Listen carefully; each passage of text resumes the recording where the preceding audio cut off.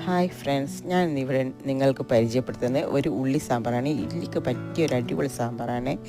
അതിനുവേണ്ടി 1/4 cup തുവരപ്പരിപ്പ് 1 cup വെള്ളം ഒഴിച്ച് കുക്കറിൽ നന്നായി വേവിക്കാൻ വെച്ചിട്ടുണ്ട്. 4 വിസിൽ വരെ ഇടുന്നവരെ വേവിക്കണം. എന്നിട്ട് ഓഫ് ചെയ്ത് വെച്ചാൽ മതി, അതിൽ നിന്ന് വെന്തുകൊള്ളൂ. പിന്നെ 1 ടേബിൾ സ്പൂൺ ഓയിൽ അല്ലെങ്കിൽ വെളിച്ചെണ്ണ ഒഴിച്ചിട്ട് ഒരു 200 ചെറിയുള്ളി നന്നായി വഴറ്റുന്നുണ്ട്. അത് നന്നായി വഴറ്റണം. അതിൽ തന്നെ 1 ടീസ്പൂണ് കല്ലുപ്പാണ് ഞാൻ ചേർത്തത്. നിങ്ങൾക്ക് വേണമെങ്കിൽ പൊടിയുപ്പ് ചേർക്കാം. പിന്നെ ഒരു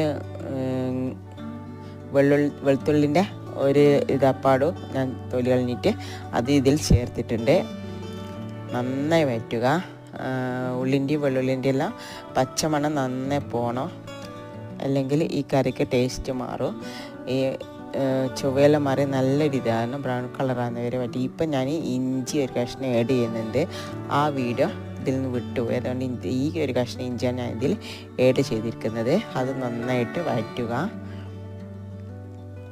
ഈ ബ്രൗൺ കളറാകുന്ന വരെ നന്നായി വഴറ്റണം, പച്ചമണെല്ലാം പോയിട്ട്, എങ്കിലേ കറി ടേസ്റ്റ് ഉണ്ടാവും. പിന്നെ ഒരു പിടി കറി ലീവ്സ്, കറിവേപ്പില അത് ചേർത്തിട്ടുണ്ട് ഞാൻ. ഇപ്പം നന്നായി അതും വഴറ്റുക. ഇനി ഞങ്ങൾക്ക് ഇത് ഒരു തക്കാളി 2 പച്ചമുളക് അതും ചേർത്തതിന് ശേഷം നന്നായി വഴറ്റണം. നന്നായി വഴറ്റി ഇതിലൊക്കെ തണിഞ്ഞതിന് ശേഷമേ അരക്കാൻ പാടുള്ളൂ.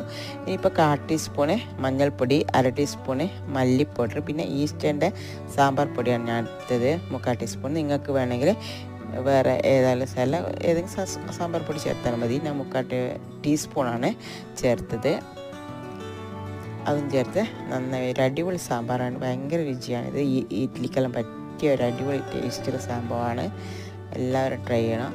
നന്നായി വഴറ്റിയതിന് ശേഷം ഇതൊന്ന് തണിയാൻ വെക്കണം. കാരണം ഇത് മിക്സിയിൽ അരക്കുമ്പോൾ ചൂടോടെ അരക്കുമ്പോൾ അതപ്പഴം മൂടി പൊന്തി എല്ലായിടത്തും തെറിക്കും. അതുകൊണ്ട് നമുക്ക് തണിഞ്ഞതിന് ശേഷം മാത്രം മിക്സിയിലിട്ട് ആവശ്യത്തിന് വെള്ളം ഒഴിച്ച് നന്നായി മിക്സിയിൽ അരച്ചെടുക്കണം. ഇനി നമുക്ക് ഒരു പാത്രം അടുപ്പത്ത് വെച്ച് അതിൽ കോക്കനട്ട് ഓയിലോ അല്ലെങ്കിൽ സൺഫ്ലവർ ഓയിലോ ഒഴിച്ചിട്ട് 1 ടേബിൾ സ്പൂണ്, അതിൽ 1/4 ടീസ്പൂണ് കടുക്, പിന്നെ 1/4 ടീസ്പൂണ് ഉലുവ, പിന്നെ 1/2 ടീസ്പൂണ് ഉഴുന്ന് പരിപ്പ്, പിന്നെ ഒരു 4 കായ്മുളക്, പിന്നെ കുറച്ച് കറിവേപ്പില, ഇതും കൂടി ചേർത്തിട്ട് നന്നായി പൊട്ടിയതിന് ശേഷം ഇത് ചേർക്കണ്ടേ. അതിന് ശേഷം ഈ നമ്മൾ അരച്ച് വെച്ച മിക്സർ ഇതിലൊഴിക്കുക. ഇനി നമ്മൾ വേവിച്ച പരിപ്പ് ആ വെള്ളം അടക്കം ഇതിലൊഴിക്കണം. പിന്നെ ഈ സമയത്ത് 1 ടേബിൾ സ്പൂണ് പുളിവെള്ളം ചേർത്തിട്ട്, വാളൻ പുളിയാണ് ഞാൻ ചേർത്തത്, 1 ടേബിൾ സ്പൂണാണ്. നിങ്ങൾ ആവശ്യത്തിന് പുളിപ്പ് നോക്കി ചേർക്കുക. ഇപ്പോൾ കുറച്ച് മല്ലിയില ഞാൻ ചേർത്തിട്ടുണ്ട്. നന്നായി ഇളക്കുക. ഈ സമയത്ത് നമ്മൾ ഇതിൽ ആവശ്യത്തിന് ഉപ്പുണ്ടോ എന്നൊക്കെ നോക്കി വേണമെങ്കിൽ ഉപ്പ് കുറച്ച് ആഡ് ചെയ്യാം. പുളിപ്പ് ഉപ്പെല്ലാം ഒന്ന് ടേസ്റ്റ് ചെയ്യാം. എന്നിട്ട് വേണമെങ്കിൽ കുറച്ചും കൂടി ചേർക്കാം.